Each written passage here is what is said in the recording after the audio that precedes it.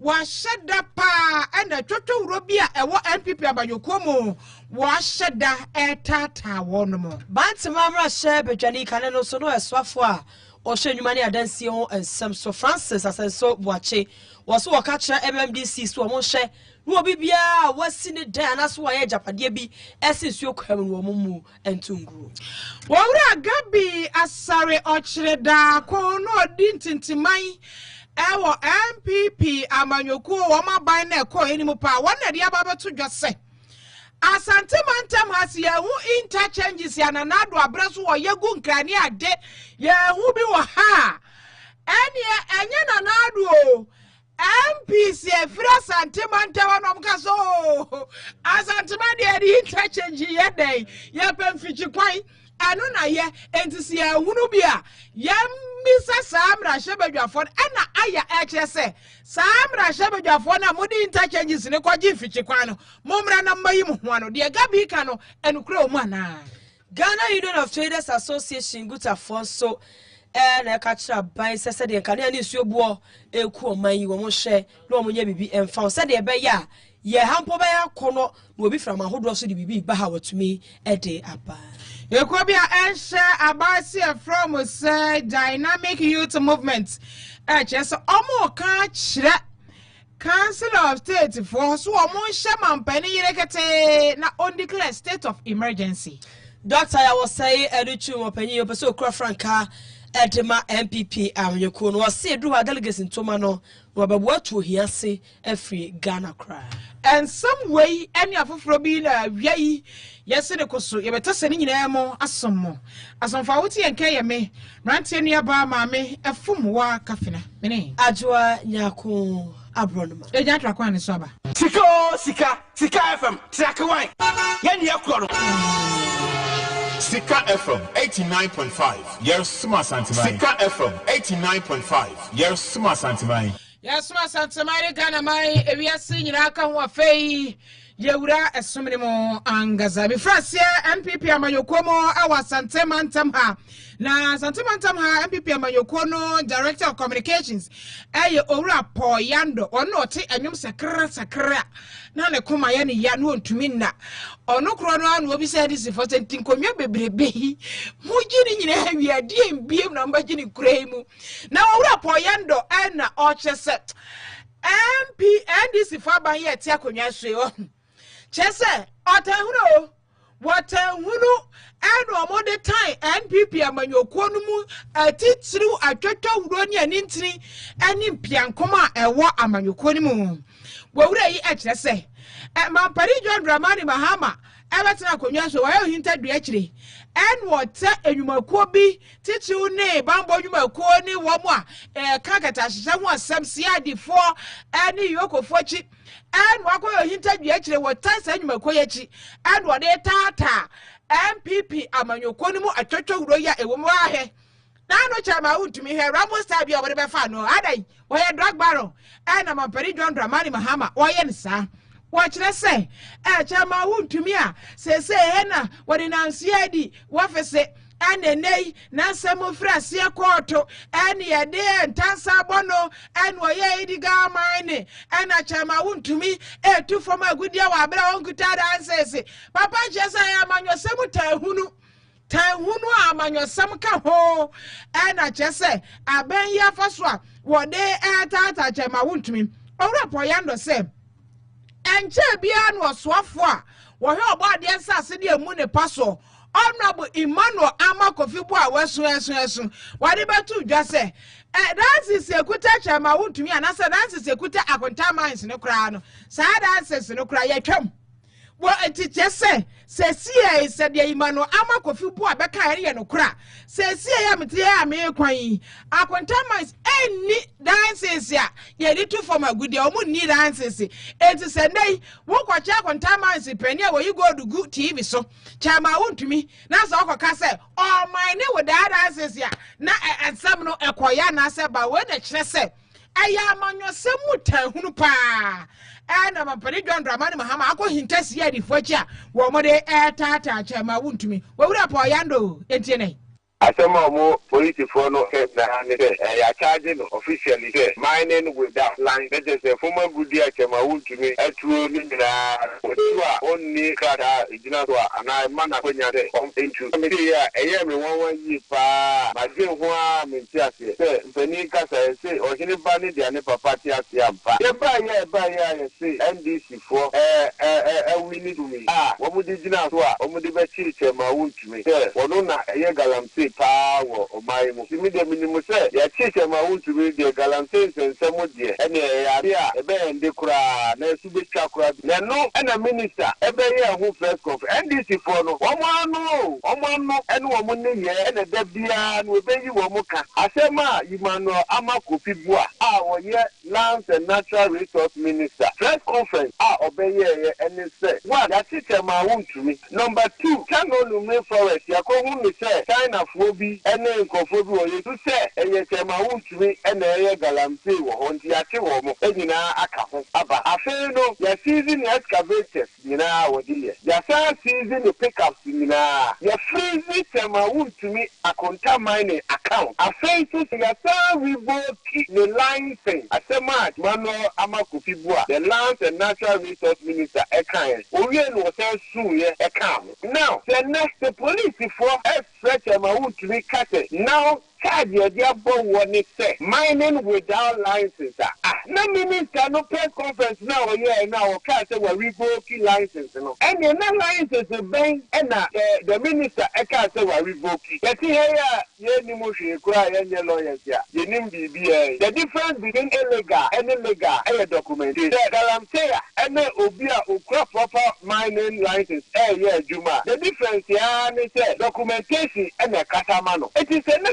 to me any license there license bank and I work out where we broke and the driver's license and the marriage certificate and where we broke it will get one I don't know young can say and I say young can be big and infant to the na yen distraction on the normal activity all year one man enti poyando no Imanu amakofi bua maruvoki papa license inti sisi license be na mo ka ho adesem driver's license and access wo tu ani tu ekuta ne whole license e na mo kan poyando eni yetwa kasebone so enko kane swafo a na wo hwenwuma ene adan ho ensem so Honorable Francis Asenso watching preparing studio nkoya ene ye bantuma emrahye betwani wo so ka MMDC sahodro so omo so se gina na obi a wasi ajapade wasi fie ana so wore store bi ede asi ensuo kwan so ama ensuo yiri kakra bi ensuo muna kakra bi a na yiri ede afa kuma sene mantama hodro nyina sankofo nyina omo hwe na omo mu bu ajapade ne nyina free ensuo kwam se de be ya ensuo de benya ba bi afa na fe ensuo yiri ahodro na ya na empempi na koso no eno so etu etwa osese wo hwe kuma titiru pa ne mantama hodro no a ede obehu anakwabra ne wode ne dan ya ensuo kwa ho pe no de ba be si ensuo so na so akata ensuo so ensuo so utimi si ne kwa afa ensuo mu na kakra bi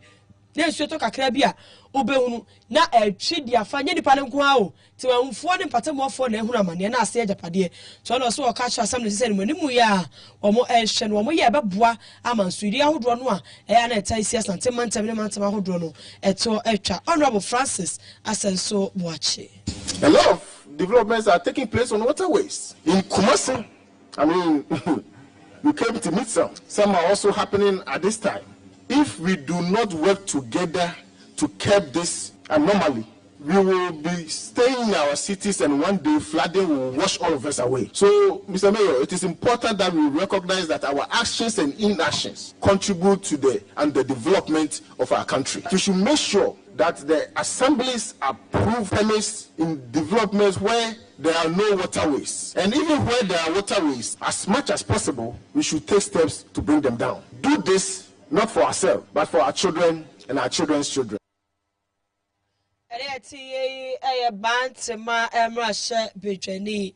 Honorable Francis Asenso Boache kanene so no na so fa o hwenwuma ene adansi ho ensem so yanto akasebone soi na men konsa foforo mu na me da so wasantema ntem hawo na ekuo bia ye from say Ashanti Youth Association aya wamu na echire se ensem bi agabi asare wachire da ko aka no wamu so kro ma atibi na ensini wo mu tirim ne nyina ne se wawura agabi asare wachire da ko dia baba to dwasa mra shebadwafo a ewa santimantem hanum se yo abadada na breso sa bra shebadwafo na ewa santimantem dodo no akra da so tinkonya so womo omo na kwaka kire na nado womo kwaka sa na nado abamu se nana sa wo che interchanges on sa na nado abreso year of rose pass 1 part 2 part 3 esa brabra kire nyina akra kan ho ama nkran de interchanges ya yagu nkran no nyasam keto omo bekokora ya fra port due ya omo ye nyasam keto ama nkranfo ani agya ye overpass ni ade am omo ntwa kwan basa kora na ka babu omo womo ba bawie ya no mbata freta so amura na about ene ye bedi bro nya idea prayer omo ne bato ye so kura mu no nyasam keto wonim na akokrom traffic ya ba che wono nyasam keto akura na nsan kura na asemu ya hwehwa kakra na so kura ponya ise so amura na about ye bedi bro nya yi atete ne ye beto ba mu party ti afam krom ha nyasam keto na ni nyina ne se mera shebadwafo a mo wa santimantem ashanti kwakwaso APC akoka so nana asantimantem dia sa efara we bia we bank de interchange de nyesisi a mo mpadisisi a anso ambaka chese benya 5 awa ha te se de nkrafo manya no no a chese nya so amra na ba to nko akura onga janshi mu nyina aka ho na chese interchange de nkebe buye so kuram na easy traffic awa ha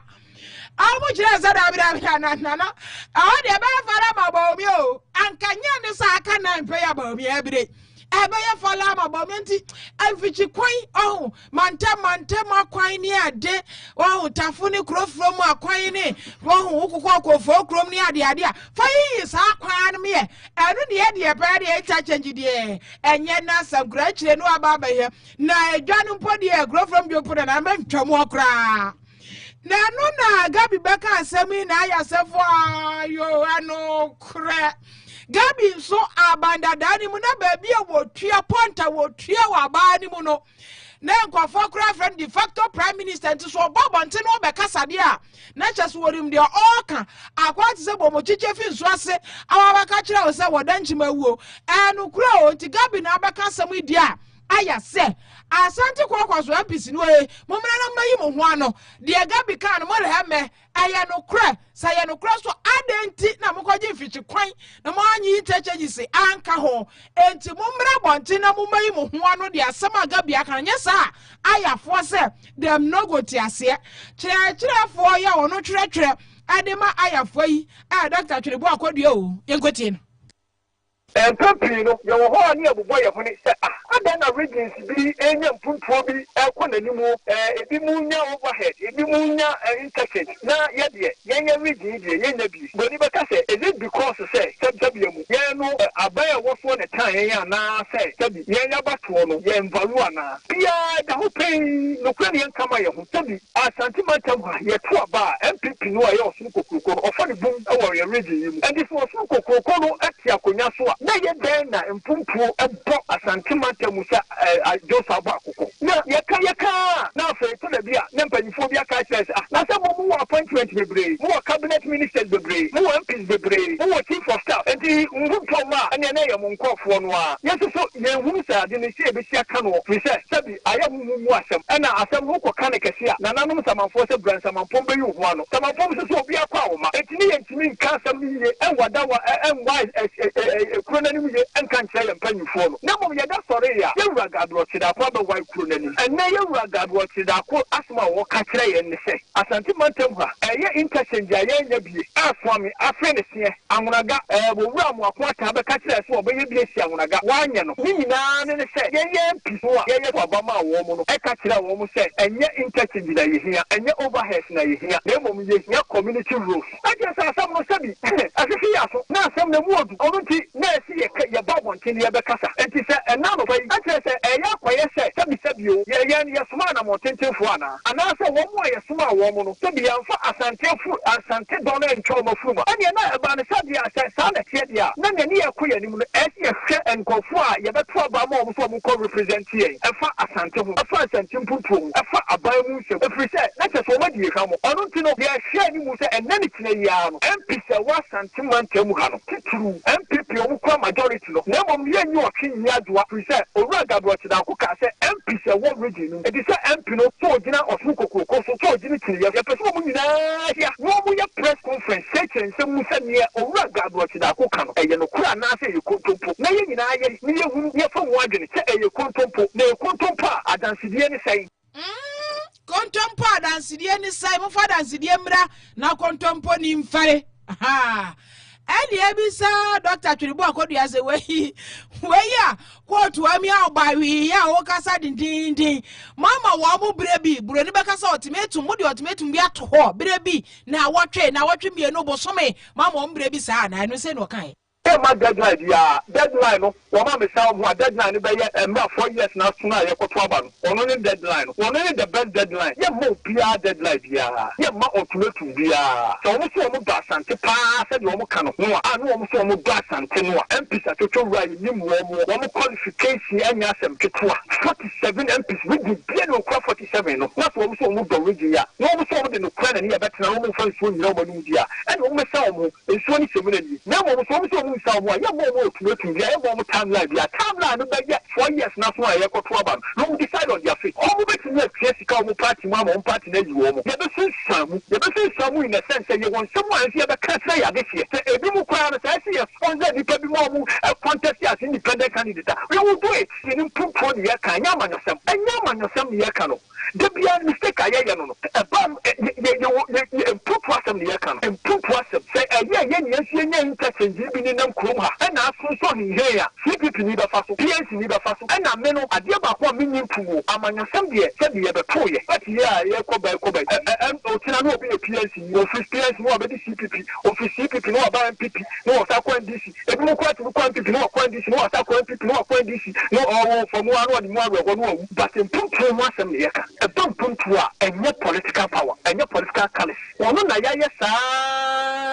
then Puntu na and Tinaman phone, Yania Cosa, party, I say, we are making. Wobino ese so class here no sese no from wagene no say asemo raga bi kese no kwadia ene MPs na di nya no wono no na dwini na ayo so kokoko ana na dwini nyina eye kinye wono nya sa ni pa na me ne kasa nya sa ni pa no nya di nkomo sa be ya hwehwe so betie no mo pemputu no asante ni asante mamu ene ati ye twetwefo o ede ma aya Dr. Twiribu akodua Yako Ghana Union of Traders Association for and Kababuko Guta or Makache or Muso Mokacha by the say said the Kania and in Subo Eku to one or more year Jumo Cromanus Abina she no one be a found dear and ye African Continental Free Trade Area a bibrem a jadi a cost in a Ghana dear. Say it's me competibio ya receive from now Quabrane Koto Kania near French channel no fanquaya Juma. Na adwuma no be wie na waboka ne aka buburo dia ene we wie ade okoto no de be hyem ene e bibrem ha nyina e be ha ade we Ghana bo na 5 cities okọ ba bia e bibrem ha foforo na ka 1 city na say e de no ho po nya akono obi aba betobi wo say said the name si ko se panfa fom na esifom na nsuo ne kane abo o ma hwe pa nya bibia fa ho na bo na amafom ama nwumaku ahodo o mu de nsuo ne kane aye adwuma o mo so ne ama amafom ama ebibrem asasta me so agya ye si aka Ghana yeso etim ne nema esi aka dia ene he ya ne be ya ne de akuye ya ne adie e wa hanom same sa asem kroya so na Ghana Food and Beverages Association Faba komo so saa de omanu abatum sa ban ne hwe wonye hyehyeye emfa emmoama bibia so ekoso ensuo ene enkanea ebrum guta president Dr. Joseph Obey. It's as important as we don't have to continue to increase whilst businesses suffer the way we are suffering. Does not make us competitive at all. We all realize that we are doing the African Continental Free Trade Area and Ghana is lagging behind. We are not competitive. Our goods cannot even be sold at Togo. It doesn't go beyond the other member states. Why? Because of high cost of doing business here, especially in regards with utility charges. It does not help us. And we should know, the earlier we know, dissect these issues and put it in proper context, we are not going to industrialize, or the 24-hour economy that we want to propagate will just be in a mess. And I say, oh, heavy blame had ya. Obo Togo did Togo craft for near me for chain. Now, go be free as a cofaro and Pabua, El Burkina Babaton, provision store Muniema, or Seme Coco d'Ivoire was a braca, a nema boafua. You bet me out to Buha. Said the Canadian is your boy, SCA DT, as Santa Mocrack, a chroma, a tonacra. Obagota Santa Winani Bose de Nende. Niba no better to be on to me to be. It is not just for being good at president system, and you find shep. Then so they can have one my hands. It is so I may be man so and your man come from there. And you took a journey for a call, Akofa and near man. Yanto akasiabono eso me ransom fofromo. Na no fia dai ohu. Na otwe ye. Na mampani John Dramani Mahama any civil society organizations here so skoshia ye. Ekodi nkomo bebre na efa eye galamse ko no eho ehye papa ya wono mo ebeye. Mampani John Dramani Mahama ne nkasa emu no na ochese okasi so se omo a chese o ye declare state of emergency ni ade no enya nru ho But I told you about you, say a new ho, say a declare state of emergency. It's and say, as a shower do what they are I'm sending you now, when you and state of emergency did ye, a catch in a cra, ato pentena, ato adwa from Pietro Bramino, and son, I declare state of emergency. Says, see, I said, Uncle Fokke Canadian. No enya enu honom sanemom I just say national security for because bra John of nana kwame John baby ade na dru ndie mampani declare state of emergency wati omunyanka asade si ate ho ani won declare ni china na eno anekuo bi ha bi ase a wo mo so kase yesosu ihu ibi dynamic youth movement eka kire omudo masam no efa council of state so kuwa womo enetu mampani for eso womo pile pressure chesa womo fa jam gu mampani chem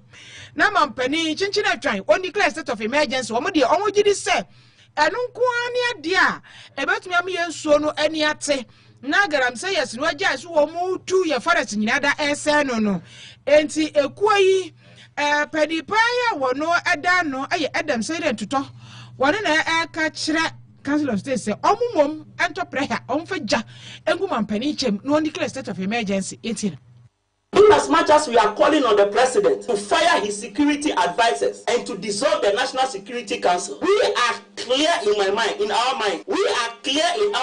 that the appropriate body to advise the president when it comes to the declaration of a state of emergency is not the National Security Council, but rather it is the Council of State. And once again, I will invite each and everybody to come with me to Article 31 of the 1992 Constitution. Article 31 is very clear, and I'm going to read Article 31, Emergency Powers of the President. The President may, acting in accordance with the advice of the Council of State, by proclamation published in the Gazette, declare that a state of emergency exists in Ghana or in any part of Ghana for the purposes of the provisions of this Constitution. That is the 1992 Constitution. The Constitution never said that the advice that must be given to the President to declare a state of emergency is the National Security Council.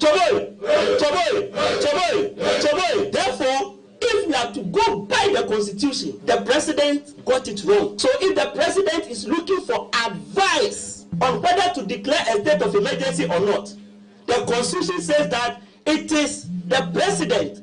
acting in accordance with the advice from the Council of State. Ladies and gentlemen, apart from the Council of State, the Constitution also says that Parliament has a role to play. If the Council of State should advise the President that a state of emergency needs to be declared, and that advice is gazetted or published, then the President must now go to Parliament to seek from the people's representative the mandate to declare a state of emergency. So once again, if you are going to talk about the declaration of a state of emergency, the National Security Council does not come in again. It is the president himself acting on the advice of the Council of State and then going to Parliament. This is what the 1992 Constitution says. And Article 31 is very clear.